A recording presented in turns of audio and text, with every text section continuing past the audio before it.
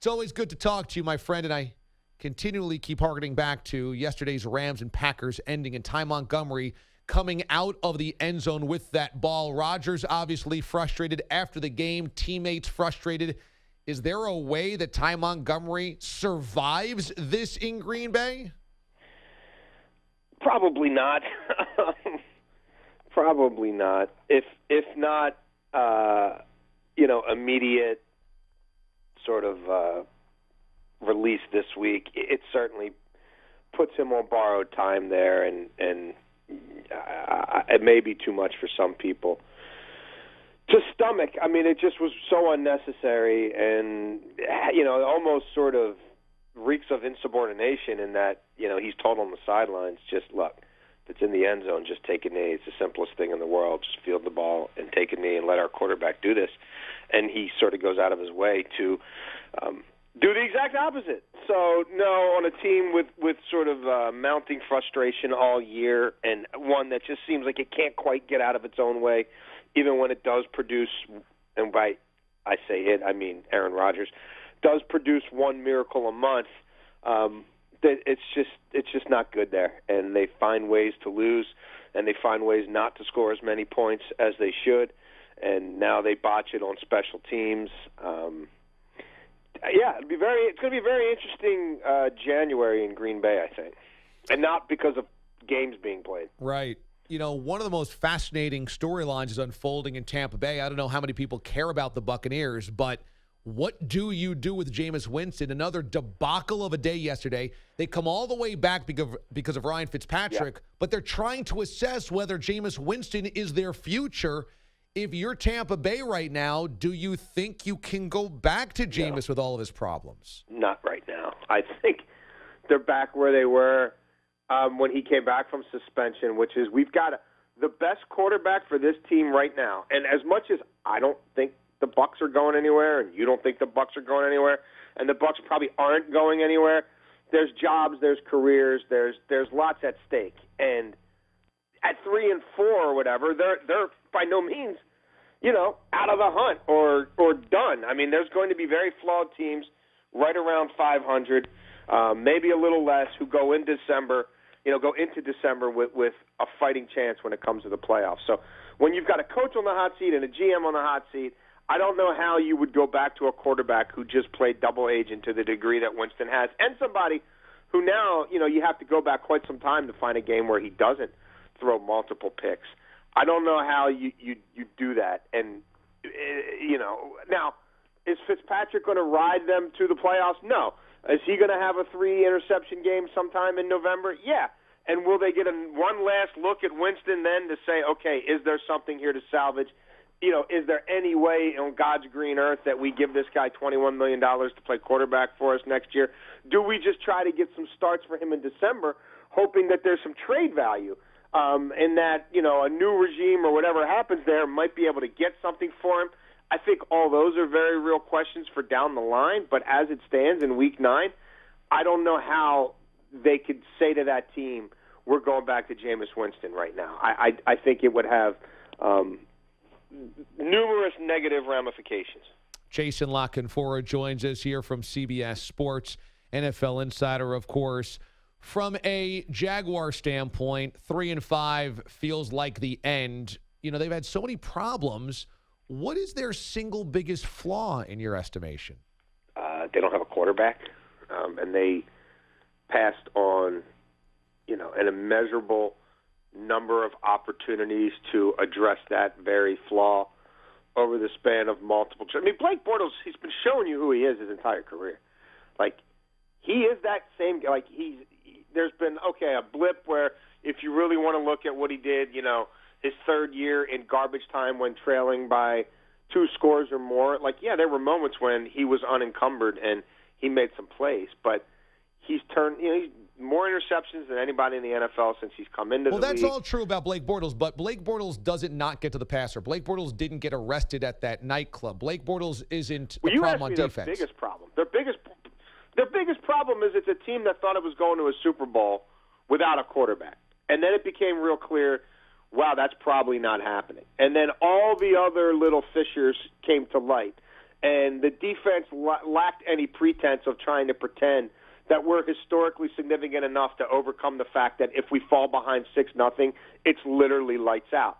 So all these other things manifest themselves and come to the fore in large part because of the negligence that it took on a systematic level over multiple off seasons to reach a point where you felt like at a time when the Saints are trading for Bridgewater, and the Jets are signing 3 quarterbacks hoping they have one, and, Garoppolo's getting a record deal, and all these teams are doing these big things. The most significant quarterback offseason in the history of the NFL when you factor in 5 first-rounders, right, quarterbacks, and 3 or 4 teams trading for playoff quarterbacks, and teams walking away from guys they'd franchised twice. And they come out of that with Kessler and Bortles. That's where it starts. So you think that because it's been so bad at quarterback, they didn't have the emotional or experience fortitude to be able to withstand that, and they just kind of emotionally got sunk? I just think they realized that we're not who we thought we were. And we're not the 85 Bears. We're not the 2000 Ravens. We're not this thing is a house of cards. And we're not even who we were last year. And that coupled with this guy being what he always is and no power running game because they drafted a running back who was hurt in college and who has been really nothing but hurt since they drafted him. And go look at how high they drafted him. I mean, I think all those decisions now have reached a point where whatever sort of fragile little balance they had there between offense, defense, it's gone. I mean, who's the leader of that offense? I mean, who could say anything to anybody on that defense? I mean, you could play a guard like a left tackle. It doesn't mean he's going to save your offensive line. You can give Dante Moncrief $10 million if you want to. Like, you could do that. You could give Marquise Lee all that money, too. Like, you still don't have any receivers. Just look at their depth chart. I mean, these guys practice against that every day. So when it's being thrown in your face during the week in practice, and then you see what it looks like against other teams, and you literally feel like if we give up a first-quarter touchdown, we're not going to win the game today. And then it keeps happening. I think that is – I mean, you know what a quarterback means a whole lot more than just the box score as well. And you have none of that either. Like, and you've got some dogs, some alpha dogs on defense who came in talking a lot of smack this summer and setting the bar super high. And now they got nothing to say to the media after the games. Like, they're all turning inward. That's why you see fighting in the locker room after the game. That's why you see discord. And I mean, look, DJ Hayden and Barry Church aren't exactly like, the leadership council of that team or the named guys. But, yeah, it's a bad look to be arrested in London before a game. And that's not why they lost that game. They lost that game because they're not as good as the Eagles. But they're sitting there looking at all these other teams that made all these other moves at the quarterback position, and they've got Bortles and Kessler. Jason LaCanfora joins us here on CBS Sports Radio on the DA Show. You wrote about over the weekend the brewing stuff that's going on in Cleveland, Hugh Jackson, Dorsey, Todd Haley. Who ends up winning this battle of wills?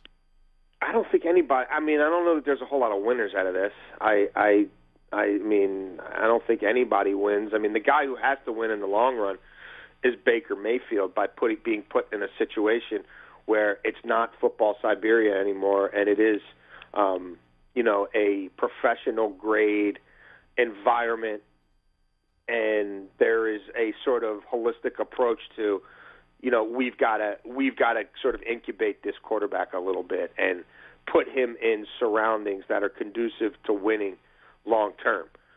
Could that possibly include Hugh Jackson? I don't see how it could. People throughout that building don't see how it could.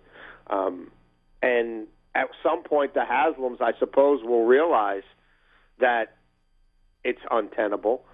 Whether that takes John Dorsey dragging them kicking and screaming at some point before or during 2019 remains to be seen.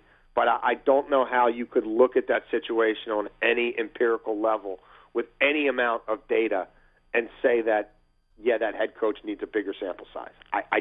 It's unfathomable. Finally, the New Orleans Saints, they haven't been pretty this year. We've been accustomed to Drew Brees being pretty and that offense being pretty, but they're getting wins. They're finding ways to get it done. They did it again yesterday against a really good opponent on the road. Do you feel like the Saints have enough to challenge the Rams ultimately in the NFC? I do, and look, I know they've made a move with Eli Apple, and I know they made a big, a power move to go and get Davenport in the draft, but they're not necessarily done, and I think if they could add one more component to that offense, as good as it is, they know it's a little tenuous now. Ginn's already down for the year. Ben Watson is 36, 37. He's their go-to tight end. It's kind of Michael Thomas and some running backs in the passing game, and that's really it. I mean, Taysom Hill catches a lot of, He's being used in the passing game. So I don't think they're done, but to your larger point about it not being pretty, I think people forget how much Sean Payton loves to run the football, and I think people forget how much Sean Payton loves to watch his offensive line exert its will on your defensive line. And they've just gone back-to-back weeks on the road against, by any measure, two of the best defenses in the NFL, and they pretty much sucked their hearts out. And they did it with a 20-play drive a week ago against the Ravens where he went for it on fourth down 3 times, in part to keep his defense off the field because he knows the secondary is not where it needs to be. And they used a lot of that sort of same road grading philosophy against the Vikings. And, Sean is one of the more brilliant coaches in the league, and he's got just enough to play with now, maybe a little more to play with come 4 p.m. tomorrow. And I think the Saints are very viable. I do. I came into the year thinking that's a Super Bowl team with a Super Bowl mentality, and that's the road I believe that they're heading on. NFL fans, check out JLC's latest work at CBSSports.com, talking about maybe the most active trade deadline ever, which could come up this week, and also his notes from Week 8. They're both available on the NFL page at CBSSports.com, and follow him on Twitter at Jason LaCanfora. JLC, I appreciate the time this morning, my man. We will talk again. Brother. Okay. Anytime. You got my digits. All right. Appreciate it. All right, dude. See ya. Jason LaCanfora joining us this morning here on the show. Good stuff.